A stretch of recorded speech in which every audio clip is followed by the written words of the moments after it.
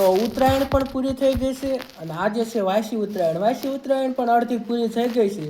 પણ અમારા ગામમાં લુણધરા ગામમાં પવન જ નથી આવતો. હવે હું છું એ કોને ખબર. આંચકા મારીને થાકી ગયા પણ પવન જ નથી આવતો. એક તો તડકો અને બીજી બાજુ પવન. સરખો પતંગ ઉડતોય નથી ને ઉડાડીને તડકો એટલો લાગે છે ને તે થાકી જાય છે. તો નિરાંતે બેઠા છે. અને તમે જો પતંગ કોઈના ઉડતા જ નથી. નકરા બધા જો શું કરસ તું? વિડીયો ઉતારે છો? હા તો બધા ધાબે એમ કોઈના પતંગ ઉડતા નથી અને કંટાળો સડે છે. એક તો જો કાલના હાથ દુખતા હોય એમ અત્યારે ભલા માણસો પતંગ ઝીરીક ઉડે ને ત્યાં સીધો ફાડી નાખવી છે. આપણા ડાયસ જ એટલી સડે છે.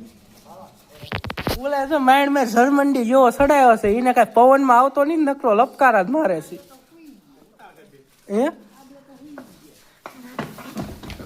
હા જો બે થાકી ગયા, આંસકા મારીને હુઈ ગયા છે.